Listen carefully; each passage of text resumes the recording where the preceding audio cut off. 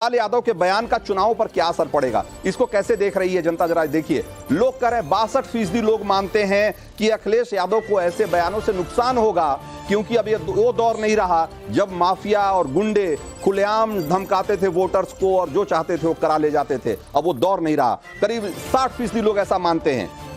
इंडी गठबंधन को फायदा होगा इससे, ऐसा मानने वाले लोग जाहिर सी बात है 2.5% हैं, बहुत कम लोग हैं। और जनता डरने वाली नहीं है, ऐसा मानने वाले लोग 38.5% हैं, जो लोग कहते हैं कि अब वो दौर खत्म हो गया जब डरा धमका कर लोगों के वोट ले लिए जाते थे। अब वो यूपी या उत्तर प्रदेश अब उस दौर से बाहर निकल चुका है।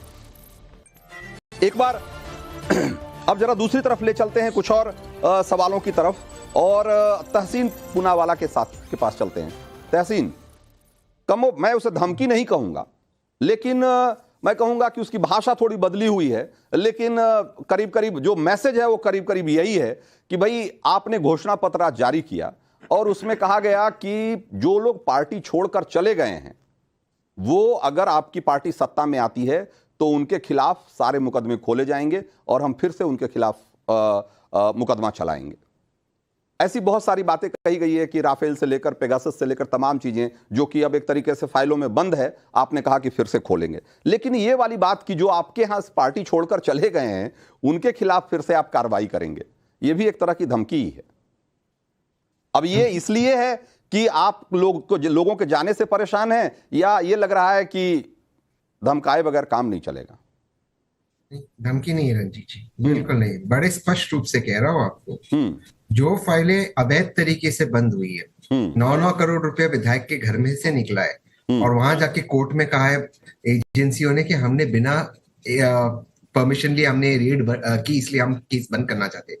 जिनकी फाइलें गुम गई है इसलिए केस बन गए, सारे फाइलें की जेरोक्स निकल जाएगी। No if no but. Agencies को भी एक चीज आपके माध्यम से कह रहा हूं, अच्छे अफसर है, आईपीएस IRS बहुत अच्छे अफसर है, वफादारी देश के संविधान की तरफ होनी चाहिए। इसमें ना आपको आपत्ति हो सकती है, ना मेरे भाई को जो भाजपा से उनको आपत्ति हो सकती है, ना मुझे आपत्ति हो सकती है, राकेश भाई को ना हो सकती है, ना आपको हो सकती है। वफादारी संविधान की तरफ, बी द पीपल, हम भारत के लोग सबसे सर्वश्रेष्ठ है संविधान की तरफ। भारत के लोगों के सामने के प्रति आपकी वफादारी होनी चाहिए, ना कि किसी नेता या नेता के पार्टी की तरफ होनी चाहिए। नो इफ नो बट नहीं, लेकिन मतलब जो लोग पार्टी छोड़कर चले गए हैं उनके लिए खास तौर पे अपने घोषणा पत्र में आपको एक क्लॉज बनाना पड़ा।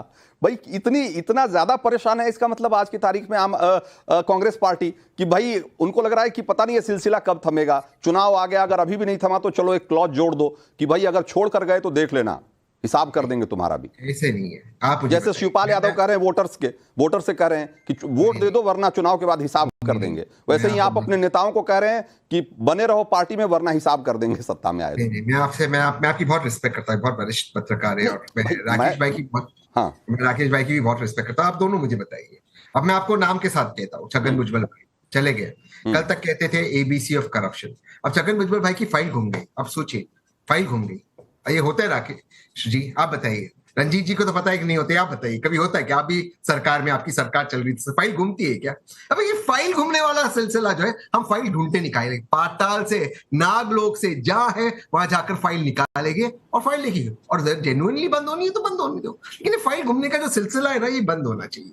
ये जहां किसी को आपने लिख दिया कि आप अक्यूज्ड हो, फिर वो मुख्यमंत्री बन गया तो उसको अप्रूवर बना दिया, ये काहे से अक्यूज से अप्रूवर बन गए मुख्यमंत्री बनने के बाद? ये भी हम देखेंगे, चेक करेंगे क्या है ऐसा। मैं लुई बर्जर की बात कर रहा हूं, भाजपा ने एक पत्र लिखा था एक उनके वर्तमान मुख्यमंत्री के खिलाफ, तो देखेंगे क्या है। तो चिट्ठी देखने में तो छुट्टी तो नहीं घूमेगी ना। राकेश त्रिपाठी, कौन सा गलत बात? राकेश त्रिपाठी, आज कांग्रेस पार्टी ने एक बड़ा सा इश्तेहार दिया है, बड़ा सा विज्ञापन छपा है सारे अखबारों में, बड़ी सी वॉशिंग मशीन और उससे धुल कर निकलते हुए नेता जो कि भाजपा का ओढ़े हुए हैं शॉल। तो भाई ये एक परसेप्शन तो बन ही रहा है। राकेश भाई देखिए, एक बात मैं रंजीत जी बहुत स्पष्ट तौर पर कहूंगा, और मुझे लगता है इसमें कुछ सफाई देने की आवश्यकता नहीं है। प्रधानमंत्री मोदी जी ने जो कहा है ना, न खाऊंगा न खाने दूंगा, देश उनके इस वाक्य पर भरोसा करता है, इस गारंटी पर भरोसा करता है। और इसीलिए आज खलबली है पूरे विपक्ष में, क्योंकि आज भ्रष्टाचारियों पर कार्रवाई हो रही है। ईडी, सीबीआई और इनकम टैक्स की आज जब कार्रवाइयां होती है, आज जब रुपयों की बरामदगी होती है, तो निश्चित तौर पर विपक्ष के लोगों में पीड़ा होना स्वाभाविक है। कई प्रकार के आरोप लेकर के आएंगे। मुझे याद है 2019 के चुनाव में पूरा मुद्दा कैसे बनाया था कि चौकीदार चोर है, राफेल में चोरी की है, राफेल करते करते राहुल फेल हो गए। लेकर के सुप्रीम कोर्ट में तमाम मामलों को लेकर के गए। अभी कह रहे हैं कि कोर्ट के सामने हम पेश नहीं कर रहे हैं। अरे भाई, एजेंसीज कोई भी आप अपनी रिपोर्ट पेश करे, कोर्ट को अधिकार होता है, वो एजेंसीज की रिपोर्ट को खारिज कर सकती है और नए तरीके से फिर इन्वेस्टिगेशन के लिए कर सकती है। और कोर्ट को इनहेरेंट पावर होती है। शक्ति के पृथक्करण के सिद्धांत के आधार पर वो देश में संविधान ने पूरी ताकत दी है कोर्ट को, लेकिन अब ये कोर्ट को भी मानने को तैयार नहीं है। कोर्ट अगर किसी को बेल नहीं दे रही है तो मानने को तैयार नहीं है। हाँ, किसी को बेल मिल जाती है तो जश्न जरूर मनाने लगते हैं। लेकिन कांग्रेस ने अपने मैनिफेस्टो में जिस तरह से ये घोषित किया है, ये भी बिल्कुल शिवपाल सिंह यादव की तरह ही खुली धमकी है। और ये प्रयास है कि टूटती बिखरती हुई अपनी पार्टी को कैसे बचाए रखा जा सके, क्योंकि जमीनी नेता तो एक एक करके इनकी पार्टी छोड़ करके जा रहे हैं। हाँ, अब एक जमीन वाले विशेषज्ञ नेता जिनका जिक्र आपने अपनी रिपोर्ट में पहले किया, जो जमीनों के लिए बहुत कुख्यात है, जमीनों से जिनका पुराना नाता है, अब वो कांग्रेस की जमीन बचाने के लिए मैदान में सीधे उतर आए हैं कि अब तो किसी में दम नहीं बचा। राहुल प्रियंका हिम्मत नहीं लड़ पा रहे हैं कि हम अमेठी और रायबरेली से लड़ें, अब मुझे मौका दिया जाए, मैं जमीनों का जानकार व्यक्ति हूं, कांग्रेस की जमीन बचा लूंगा। मुझे लगता है धमकियों का क्या खेल चल रहा है और जिनकी तरफ आप इशारा कर रहे हैं उनकी तरफ भी चलेंगे, सूर्या मैथिल के पास भी चलेंगे, लेकिन उससे पहले जरा एक बार जनता के पास चलते हैं। लोग क्या कह रहे हैं इस सवाल के जवाब में कि गुंडों और माफिया को लेकर पहले और अब के यूपी में क्या फर्क देखते हैं? लोग क्या कहते हैं जरा देखिए। समाजवादी राज में ज्यादा आतंक था ऐसा मानने वाले लोग करीब 24%, 25% लोग हैं जो मानते हैं कि समाजवादी पार्टी की सरकार जब थी उस समय ज्यादा आतंक था गुंडों का और माफिया का, जबकि करीब 75-74% लोग ये कह रहे हैं कि योगी राज में गुंडे और माफिया पर लगाम लगा है। दोनों एक जैसे हैं ऐसा मानने वाले लोग सिर्फ 1% लोग हैं जो ये मानते हैं कि दोनों एक जैसे हैं। यानी कि करीब 2/3 लोग ये मानते हैं कि योगी राज में बल्कि 2/3 से ज्यादा लोग मानते हैं ऐसा, 3/4 कह लीजिए लोग ऐसा मानते हैं कि योगी राज में गुंडा और माफिया पर लगाम लगा है। अब जरा उस सवाल का जवाब उस सवाल की तरफ चलेंगे जिसकी तरफ अभी राकेश त्रिपाठी इशारा कर रहे थे कि अगर रॉबर्ट वाड्रा चुनाव लड़ते हैं तो क्या वो राहुल के हार का बदला ले पाएंगे? सूर्या मैथिल, और उसमें एक बड़ा रोचक सा ऑप्शन है कि पहले टिकट तो ले आए। हम ये बहुत दिनों से सुन रहे हैं कि रॉबर्ट वाड्रा चुनाव लड़ सकते हैं। वो कई बार अपनी इच्छा भी जता चुके हैं चुनाव लड़ने की या सक्रिय राजनीति में उस तरीके से आने की, लेकिन अभी तक वो पूरी होती नहीं दिखाई दे रही है। अगर पूरी हो भी गई तो क्या कर लेंगे? सवाल है रंजीत भाई, सबसे पहले तो आपको, पूरे देश को भारत माता की जय, वंदे मातरम। और आपने जो कहा ना कि एक जमीन के जो जानकार हैं वो कांग्रेस की जमीन बचाने के लिए जो मैदान में उतरने के लिए आतुर हैं, मैं कहना चाहता हूं कि उनका भी डब्बा गोल ही होगा। जितने मार्जिन से राहुल गांधी जी हारे थे उससे डबल मार्जिन से जो कांग्रेस के जवाई जी हैं वो भी हारेंगे। अब दूसरी चीज पे मैं आ जाता हूं। अभी तहसीन भाई कुछ नाम ले रहे थे, मैंने एक रिपोर्ट पढ़ी थी इंडियन एक्सप्रेस की अभी, जिसके अंदर की कुछ चीजें उन्होंने मैनिपुलेटेड करके रखी हैं, लेकिन कुछ चीजें जो है उन्होंने साफ साफ रख दी थी। उसमें से एक जो लाइन थी, ये बहुत चिल्लाते थे अजीत दादा पवार जी के लिए कि अजीत दादा पवार जी के लिए तो प्रधानमंत्री जी ने ये आरोप लगा दिया और उनकी आपने जो है फाइल को बंद कर दिया। तो उस रिपोर्ट में ये था रंजीत भाई की ईओडब्ल्यू ने, जब कांग्रेस की सरकार थी महाविकास अघाड़ी की महाराष्ट्र में, तो ईओडब्ल्यू ने उसको ऑलरेडी बंद कर दिया था उनकी फाइल को। लेकिन भारतीय जनता पार्टी की सरकार आने के बाद वो फाइल खुली और फाइल खुली हुई है, काम हो रहा है।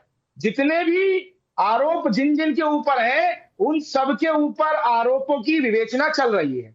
कहीं तेज चल रही है, कहीं पर एक स्तर पहुंच चुका है तो एजेंसियां दूसरे स्तर पे हैं। लेकिन मैं बहुत जिम्मेदारी से कहना चाहता हूं, आपने शुरुआत में दिखाया जो धमधम धड़म धड़ैया रे और सबसे बड़े लड़ैया रे राहुल बाबा जो हैं, उनकी पार्टी ने दिखाया कि मैं सबको देख लूंगा, सबकी फाइलें खुलवा दूंगा। और दूसरी तरफ जो है शिवपाल सिंह यादव जी जो है वो कह रहे हैं कि मैं, देखो वोट दे दोगे तो ठीक है, नहीं तो हम तुम्हें बता देंगे।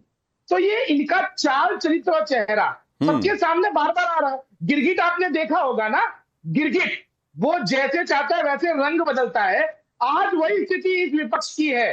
आप देखिए हिंदुओं की जो सनातनियों के अंदर एक राष्ट्रभाव की भावना पैदा की नरेंद्र मोदी जी ने, उसके बाद ये जितने भी गिरगिट है वो मंदिर मंदिर नाक रगड़ने के लिए, टीका लगाने के लिए, कोर्ट पे जनेऊ पहन के जो सनातन का जो रंग है वो चढ़ाने के लिए मजबूर हो गए। लेकिन जैसे ही अभी देखिए चुनाव आए तो ये अपने असली रंग में आ गए। राम मंदिर का विरोध करते रहे, चाहे वो कांग्रेस ने किया, चाहे समाजवादी पार्टी ने किया। तहसीन पूनावाला, ये जमीन वाला तंज जो है वो बड़ा सटीक सा बैठता हुआ दिख रहा है मुझे। तो इसका जवाब आपको देना पड़ेगा कि जमीन के जानकार हैं वो अब कांग्रेस की खोई हुई जमीन वापस ले आएंगे क्या? अब ये ऐसा तंज है जिसका जवाब आपको देना ही पड़ेगा। हाँ, घर का मामला है तो देना ही पड़ेगा। टाइम्स नाउ घर का। बट पहले मैं सूर्य भाई की एक सूर्य भाई ने कहा कि धमकी दे रहे या हम कोई हंगामा करें, मैं रॉबर्ट जी पर आऊंगा। तो मैं सिर्फ 2 लाइनों से सूर्य भाई को ये जवाब देता हूँ। सिर्फ हंगामा खड़ा करना मेरा मकसद नहीं, सिर्फ हंगामा खड़ा करना मेरा मकसद नहीं। सारी कोशिश है कि ये सूरत बदलनी चाहिए। मेरे सीने में है आग या तेरे सीने में, मेरे सीने में नहीं आग, तेरे सीने में ही सही। मेरे सीने में नहीं आग, तेरे सीने में सही। वो कहीं भी आग लगनी चाहिए। आग तो आग लगाएंगे हम, जो हम हंगामा खड़ा करना मेरा मकसद नहीं, मेरी कोशिश है कि ये सूरत बदलनी चाहिए। तेरे सीने में नहीं तो मेरे सीने में सही, हो कहीं भी आग, लेकिन आग जलनी चाहिए। तो आग लगी हुई है, भ्रष्टाचारियों में लगी हुई है। मैं अपनी बात रख दूं भाई? हाँ ठीक है, नहीं वो आग लगी हुई है आप तहसीन वाला शेर ही आप थोड़ा सही अंदाज में पढ़ दिया आपने, बस और कुछ नहीं है। हाँ तहसीन भाई। अब दूसरी बात मैं ये कह रहा हूं कि जो ये सवाल था कि रॉबर्ट जी ने कहा कि वो अमेठी से लड़ना चाहते हैं, मैं समझता हूँ ये अच्छी बात है, लड़ना चाहिए।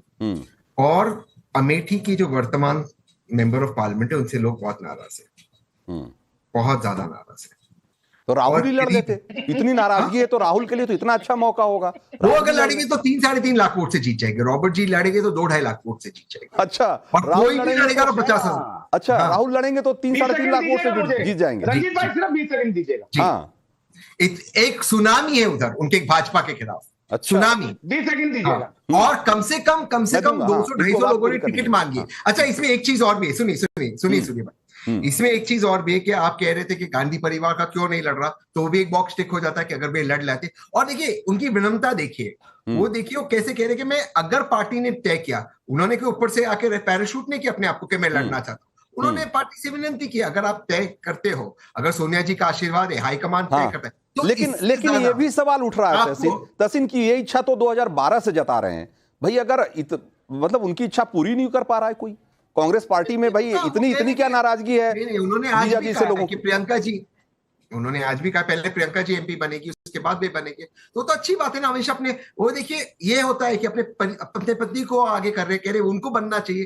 तो ये जो है, ये जो गुण है, जो एक पारिवारिक गुण है, ये पूरा देश इसको पसंद करता है। और मैं दोबारा से कह रहा हूं, 2 से 2.5 लाख का मार्जिन होगा अगर रॉबर्ट जी लड़े, 3-3.5 लाख का मार्जिन होगा। तो आपको ज्यादा मार्जिन से जीतने की कोशिश करनी चाहिए, ज्यादा मार्जिन से जीतने की कोशिश करनी चाहिए आपको तहसीन पूनावाला। जरूर राहुल गांधी को लड़ना चाहिए अमेठी से। 20 सेकंड